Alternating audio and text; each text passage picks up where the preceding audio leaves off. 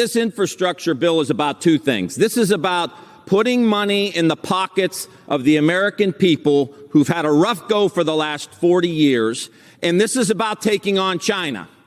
Now, we've seen in the last couple of weeks, CEO pay since the 1970s has gone up 1,300%. We've seen that the top 10 wealthiest 10% of the wealthiest people in this country own 90% of the stocks. And so this bill is about how do we get money in the pockets of people. Universal preschool, that's 1 year less of child care that a family has to pay. That's money in their pockets. Capping child care at 7% of your income. That's money in your pockets. Helping seniors with glasses or hearing aids. That's money in their pockets. A tax cut, finally, for working people, not for the top 1%, but for families. That's money in their pockets. And if we don't recognize in this chamber and down the hall that China is a looming threat, not even looming, they're here. Semiconductors, they outmanufacture us. Electric vehicles, they outmanufacture us. Communications equipment, they outmanufacture us. Pharmaceuticals. Our seniors get their pharmaceuticals from China. When are we going to wake up? When are we going to have the guts to level the playing field? The guts to take on China? The guts to do what's right so our kids and grandkids can thrive in the United States. We have got to make these investments. We've got to make them now. Washington has to wake up, or the next bill we're going to have to pass is Mandarin in all our schools, because the game's going to be over. Yield back the balance of my time. I'm pretty sure that at this point we're all familiar with Tim Ryan, and whether you like him or not, he's had a number of really impactful floor speeches that at least we can all relate to.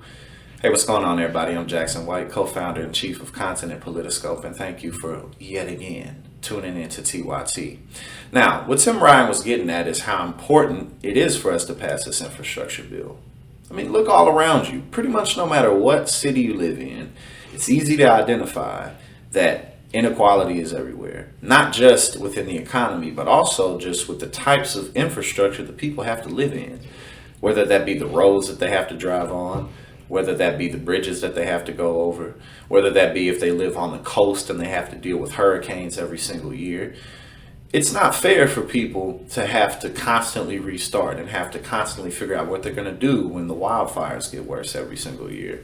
It's not fair for people to have to just pick themselves up by the bootstraps when the people who we put in charge to help us with these issues are doing nothing about it. I mean, how are we not even considering passing $2 trillion for infrastructure in a time like this? I mean, what was the point in having to get Trump out of office if this is the best that we can do? And what are the Democrats going to run on in 2022 and 2024 when $2 trillion they couldn't even get for infrastructure? What are you going to tell the people? Are you going to tell them that you have to vote for us because we're guaranteed to raise your wages? You could have raised the minimum wage and you didn't do that. Are you going to say that you're going to guarantee them free access to 2 years of college or free college? No, you could have done that and you didn't. You could have done something about student loan debt and you didn't. So it's going to be really difficult. I mean, gas prices, you name it. Everything that's going on right now, it's going to be really hard for Democrats to truly sell themselves because the generation that's pretty much guaranteed to vote, they're slipping away. And the younger generations aren't just going to vote Democrat because you're not Republican.